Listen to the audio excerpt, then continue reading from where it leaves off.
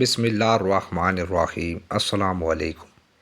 ایک منظم سازش کے تحت ایک بہت بڑا عیسائی رئیس ایک مولانا کی خدمت میں حاضر ہوا اور ان کی خدمت میں کچھ اشرفیاں ہدیے کے طور پر پیش کی اور اس کے بعد مولانا کی علمی اور دینی خدمات کی تعریف کی۔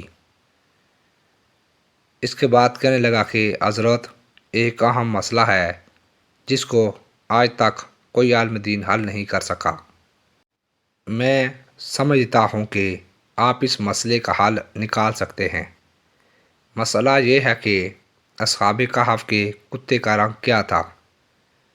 اب ظاہر ہے کہ مولانا کی علمی خدمات کی بے انتہا تعریف ہو چکی تھی، اس لیے انہوں نے جواب دیا کہ جناب، اصحاب کہف کے کتے کا رنگ سفید تھا۔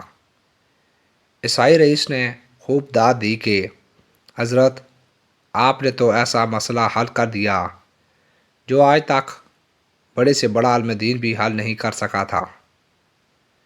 پھر ان سے گزارش کی کہ حضرت، بہت سارے مسلمان اس مسئلے سے ناواقف ہیں اور ناواقفیت ہی کی حالت میں وہ مر رہے ہیں۔ حضرات کرام اگلے جمعہ کو یہ مسئلہ ذرا کھول کر بیان فرما دیں۔ حضرت نے فوراً وعدہ کر لیا اور کہا کہ ہمارا کام ہی حق بات کو بیان کرنا ہے۔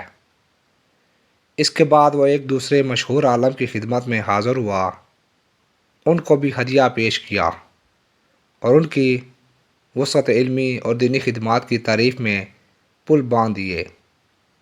ان پر بھی اپنی دوستی کا سکہ بٹھا دیا۔ پھر ان سے بھی مؤدبانہ دریافت کیا کہ حضرت، اصحاب کہف کے کتے کا رنگ کیا تھا۔ انہوں نے اٹکل سے کہہ دیا کہ اس کا رنگ کالا تھا۔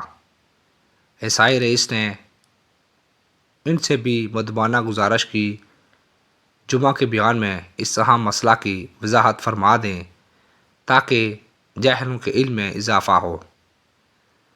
مولوی صاحب نے اس کو تسلی دلائی کہ جناب، آپ مطمئن رہیں، میں اپنے خطبات جمعہ میں اس مسئلے کے ہر گوشے کو واضح کروں گا۔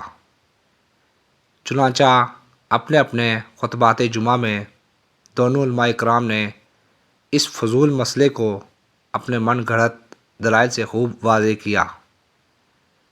نماز جمعہ سے فارغ ہو کر دونوں علامہ صاحبان کے مقتدی جب ایک چوک میں اکٹھے ہوئے تو ایک گروہ نے کہا کہ ہمارے حضرت نے آج ایک ایسا مسئلہ حل کر دیا جسے اتنی صدیاں گزرنے کے باوجود کوئی عالم حل نہیں کر سکا تھا۔ وہ یہ کہ اصحاب کہف کے کتے کا رنگ کالا تھا۔ دوسرا گروہ کہنے لگا کہ نہیں، اس کا رنگ تو سفید تھا۔ بات بڑھتے بڑھتے گالم گلوچ تک جا پہنچی۔ پھر مناظرے ہونے لگے۔ دونوں فریقوں نے ایک دوسرے پر فتوے لگانے شروع کر دیے کہ جو شخص اصحاب کہف کے کتے کو کالا کہے گا اس کے پیچھے نماز نہیں ہوگی۔ ادھر سے جواب آیا کہ جو اس کتے کو سفید کہے گا اس کے پیچھے نماز نہیں ہوگی۔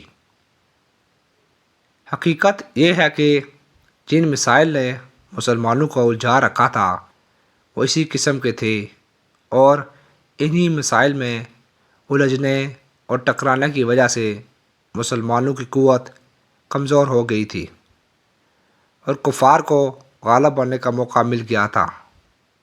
اندلس جہاں اذانوں کی آوازیں بلند ہوتی تھیں، اب وہاں قصر حمراء پر صلیب بلند ہو رہی ہے۔ توحید کے پرستار افسردہ تھے اور صلیب کے پجاری شاداں و فرحاں تھے۔ 800 سال تک شان و شوکت کے ساتھ حکومت کرنے والے ہزاروں مسلمانوں کو زندہ جلا دیا گیا۔ عام حکم جاری کر دیا گیا کہ ہر مسلمان عیسائی بن جائے ورنہ اس کو جہاں کہیں پایا گیا قتل کر دیا جائے گا۔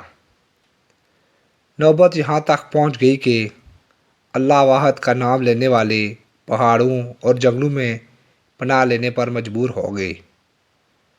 جو مسلمان اللہ سے زیادہ کسی کو طاقتور نہیں سمجھتے تھے، آج انہی کا سربراہ ابو عبداللہ عیسائی بادشاہ کے سامنے جھک کر شہر کی کجیاں پیش کر رہا تھا اور کہہ رہا تھا، اے طاقتور بادشاہ، اب ہم تیری رعایا ہیں، یہ شہر اور تمام ملک ہم تیرے سپرد کرتے ہیں، کیونکہ اللہ تعالیٰ کی یہی مرضی تھی۔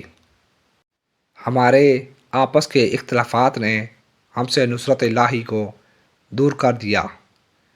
جس اندلس کو طارق بن زیاد نے تھوڑے سے لشکر کے ساتھ اجنبی ہونے کے باوجود فتح کیا تھا، اس اندلس کو ہزاروں مسلمان بے پناہ وسائل کے باوجود نہ بچا سکے۔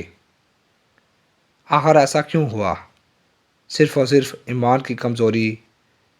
مسلمانوں کے ذمے جو دین پھیلانے کا کام تھا اس کو چھوڑ دیا گیا، اور آپس کی نااتفاقی کی وجہ سے عیسائی متحد تھے اور مسلمان ٹکڑوں میں بٹے ہوئے تھے۔ عمال نے مرکز سے بغاوت کر کے اپنی چھوٹی چھوٹی خود مختار حکومتیں قائم کی ہوئی تھیں۔